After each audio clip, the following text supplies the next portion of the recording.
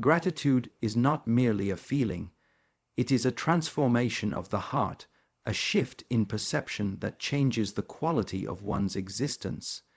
Just as alchemy seeks to turn base metals into gold, the practice of gratitude transforms the weight of suffering into the lightness of wisdom. It does not erase difficulty, but it alters the relationship we have with it. That which once seemed like burden becomes a doorway to depth. In every life, there are moments of pain, loss, and confusion. These moments come without invitation, like unseasonal storms, but within them lies hidden potential not visible to the restless eye. When the mind is still, when breath slows and presence returns, the pain itself begins to soften. Gratitude is the lens through which we begin to see the hidden lesson inside the discomfort. This is the beginning of inner alchemy. Gratitude does not demand that life always be pleasant. It does not expect that we be spared from suffering. Rather, it asks that we remain open to the full spectrum of experience. In the sharpness of sorrow, in the silence of disappointment, in the loneliness of uncertainty, even here, gratitude can be born. Not because these are joyful, but because within them lies the invitation to wake up.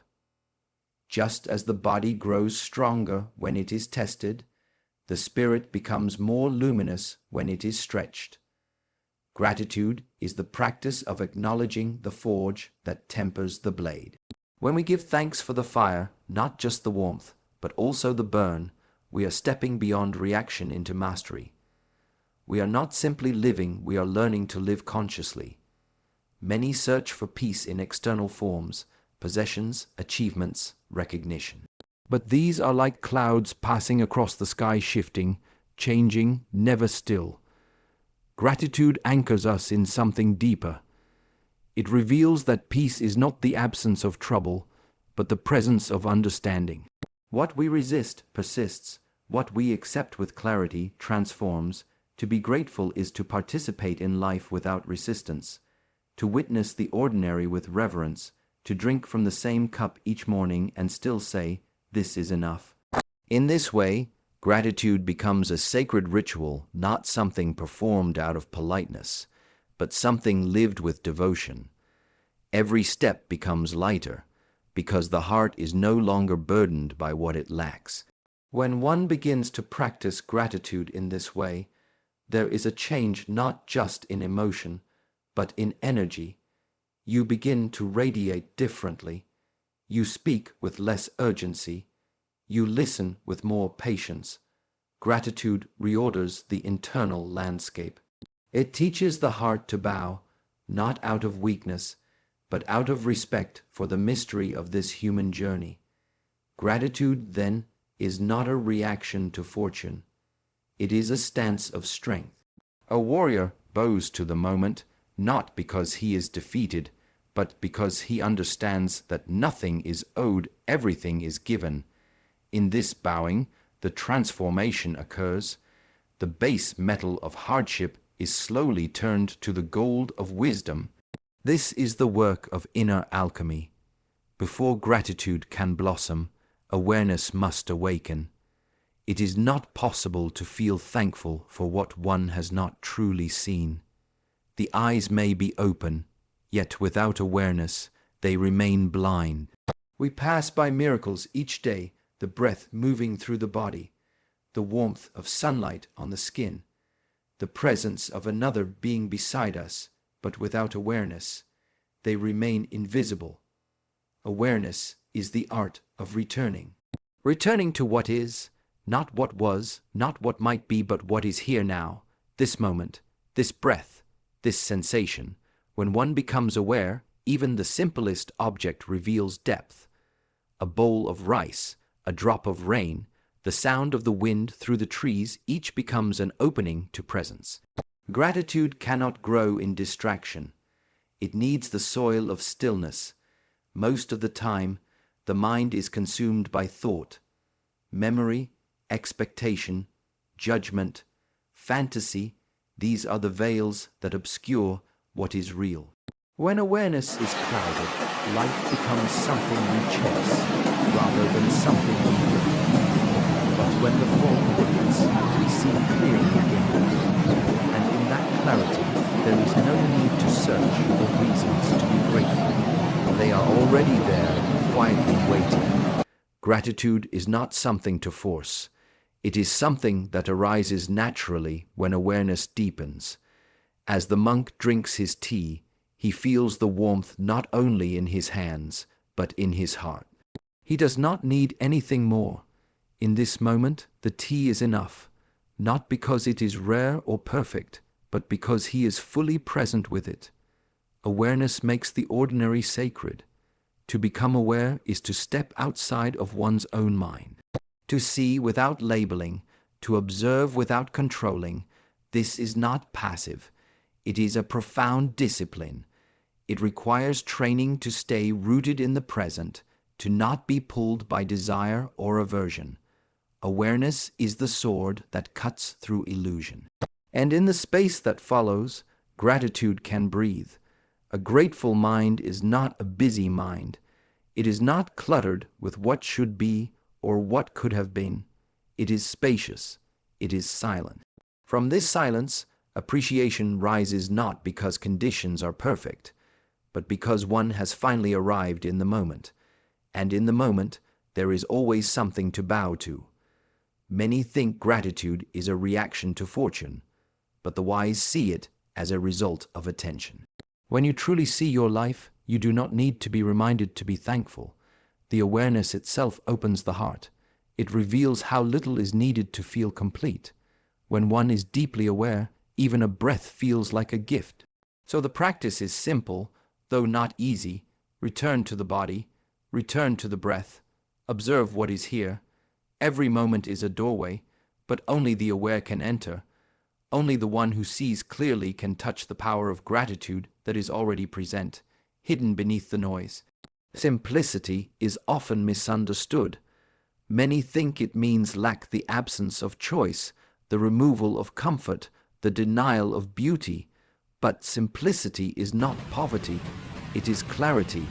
It is choosing what truly matters and letting go of the rest. In this clarity, gratitude finds space to arise. A simple life does not require more, it reveals more. When life becomes complicated, the heart becomes restless. The more one seeks, the more one feels the absence of something. But when we return to simplicity, we begin to see again. The shape of a leaf, the way light moves across a wooden floor, the sound of water boiling in a kettle. These small moments, often overlooked, carry the essence of life itself. To notice them is to remember what it means to be human. A simple meal, eaten with mindfulness, nourishes more than the body. It feeds the spirit. A single bowl of warm food, taken in silence, can bring more satisfaction than an elaborate feast consumed in distraction. It is not the abundance of ingredients that fills the soul, it is the awareness of receiving. Gratitude enters not through the amount, but through the presence. Simplicity strips away the illusion that we must constantly upgrade, collect, and achieve in order to be content. It reminds us that we already possess more than enough.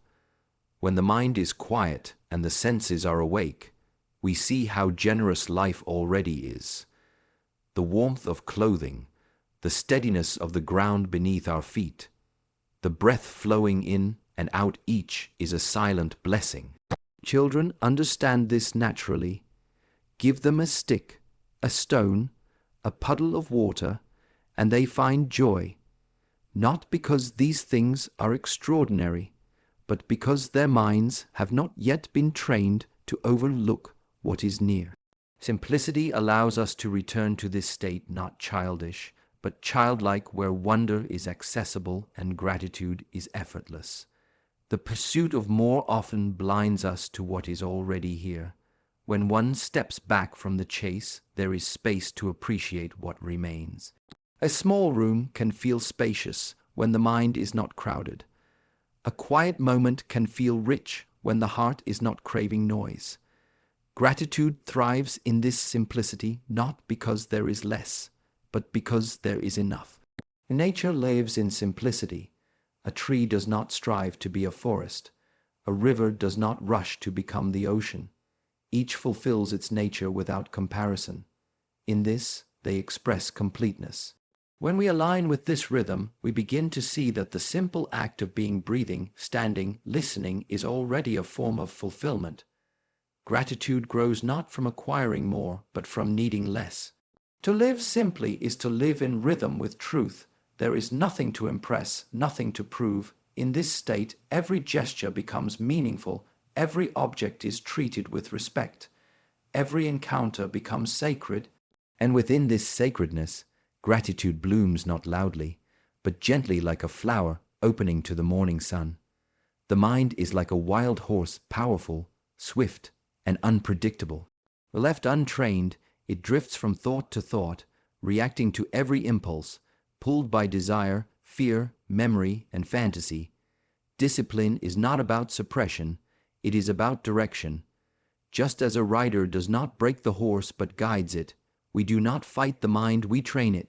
Gratitude cannot take root in a chaotic mind. It needs stillness. It needs intention. Discipline begins with observation. One must see the mind clearly, not judge it, not escape it, but watch it as it moves. In the beginning, this is difficult. The mind resists structure. It flees from silence, but slowly, through repetition, it begins to yield. It begins to listen. In that listening, space is created, and in that space, something new appears: awareness, choice, clarity. Gratitude is not always easy. Some mornings it does not come. Some days are filled with heaviness, and the mind wants to complain, to blame, to retreat. This is where discipline becomes essential.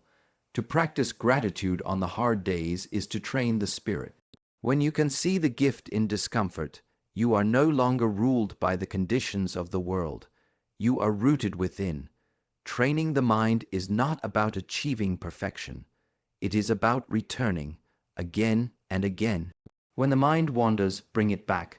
When anger arises, observe it. When craving appears, breathe through it. This daily return is the discipline. Each time you return, you strengthen your inner posture. And with that posture, the ability to remain grateful even in the storm grows stronger. The body is shaped by movement. The mind is shaped by attention. What you give energy to becomes stronger. If you constantly feed complaint, it becomes your habit. If you nourish appreciation, it becomes your nature. This is not magic, it is repetition, and repetition is the path of mastery. The disciplined mind is not a rigid mind. It is stable, clear, and free. In the monastery, we do not train only when it feels good. We train every day, in the cold, in the heat, in silence, in challenge. Because we understand, the moment we stop, the wildness returns. The same applies to mental practice. Gratitude is not reserved for moments of ease. It is a muscle, it must be worked, especially when the heart is tired. Without discipline, the mind seeks distraction. It runs from pain and clings to pleasure. But with discipline, it can hold both without fear, without judgment. This is where true gratitude arises, not from escape, but from presence, not from having what you want, but from wanting less and seeing more.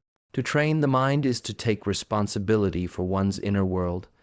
It is to choose what you cultivate and what you release. Gratitude does not come from accident. It is not the result of perfect conditions. It is the fruit of daily practice of sitting, breathing, returning, and choosing again to see what is already enough. Adversity is not a mistake in the path, it is part of the path. The one who seeks a life without challenge misunderstands the nature of growth. Pressure shapes the stone, fire tempers the blade, and adversity reveals the hidden corners of the self. Gratitude, when practiced in ease, is beautiful, but when discovered in difficulty, it becomes powerful. It moves from surface to depth. Pain strips away the unnecessary. It leaves only what is essential. In those moments when comfort is gone and certainty disappears, We begin to see with different eyes. What was once taken for granted now becomes sacred. The voice of a friend, the warmth of a blanket, the breath continuing through the night, these small things shine brighter in the shadow of hardship. Gratitude in adversity is not denial. It does not pretend that sorrow is joy or that suffering is pleasant. Instead, it is the quiet recognition that even within pain, something is being offered. A lesson, a deepening, a return. The difficulty becomes a mirror, showing us who we are, and more importantly, who we are capable of becoming. When the body is tired and the heart is heavy, gratitude becomes a discipline of courage. It is not a feeling to wait for, it is a choice to make. Even when the situation does not change, the posture of the heart can. Gratitude is the act of bowing not because the ground is soft, but because you are strong enough to remain grounded even when it is not. Those who have faced great loss and still smile have found something unshakable, not happiness that depends on gain, but peace that survives even through grief. This is the gift of adversity. It takes you to the edge, and there, if you are still, you may find something that cannot be taken. That which remains becomes sacred, and to see it clearly is to be grateful. Adversity teaches humility. It reminds us that we are not in control of all things, and yet we can still choose how we meet them. This choice is where power lies. To say, even here, I give thanks, is not weakness, it is mastery. It is the refusal to allow circumstances to dictate the condition of the spirit. The deeper the root, the stronger the tree in the wind. In the monastery, suffering is not avoided, it is studied, faced, entered, not to glorify pain, but to understand it, to meet it without fear. This meeting makes space for gratitude, not after the storm, but within it. When you can bow in the rain as easily as you bow in the sun, you have understood something rare. You have touched the essence of inner strength. Each scar becomes a teaching, each fall a reminder. Gratitude does not mean we wished for the wound, but it means we have learned from it. We carry the pain not as a weight, but as a mark of the journey. And with each step forward, we whisper thank you not only for what was easy, but for what shaped us in silence and darkness. Gratitude is often mistaken as a reaction, something to be expressed only when life gives us what we desire. But true gratitude is not a reaction. It is a state, a way of moving through the world regardless of conditions. It is not tied to moments of fortune, but is woven into the very fabric of one's presence. Like the breath, it is always available, though often unnoticed. To live with gratitude as a way of being is to make appreciation your foundation, not your reward. You do not wait for something special to occur in order to feel grateful. You wake up with it, you walk with it, you eat, speak, and rest with it. It becomes the lens through which you see, and through that lens, even the smallest event holds meaning. This way of being is cultivated through quiet repetition. It is built in the silence before dawn, in the steady rhythm of the breath, in the way one steps through a doorway or greets another person. It is not loud. It does not draw attention, yet it changes the atmosphere around you. People feel it. Life feels it, because the person who walks in gratitude carries peace like a scent. Gratitude in this form is not limited to pleasant experiences. It includes the moments that stretch and test us. When the heart is open in difficulty, it does not resist what arises. It allows the lesson to unfold. This is not passive, it is deeply engaged. It is the courage to meet life fully, not just the joys, but also the challenges, and to say, there is something here for me. A person who embodies gratitude is not constantly speaking it, but is constantly showing it through presence, through care, through how they handle what they have. They touch things with reverence, they speak with intention, they move with respect. In this way, gratitude becomes visible not as an idea, but as a living form expressed through action. Gratitude as a way of being softens the sharp edges of life. It removes the sense of entitlement and replaces it with a sense of reverence. Nothing is taken for granted, not the food on the plate, nor the body that eats it, not the roof overhead, nor the sky beyond it. Every part of life is viewed as a companion, not a possession. This way of seeing brings peace without needing perfection. When you live this way, expectations fall away. You stop demanding from life and start receiving it. There is a lightness that comes from no longer needing things to go your way. You become more flexible, more open, more receptive. Life becomes less about control and more about harmony. Gratitude teaches the heart to flow rather than to force. This kind of gratitude cannot be taught in books or words alone. It is learned through experience, through silence, through presence. It is not an addition to life, it is the essence of living itself.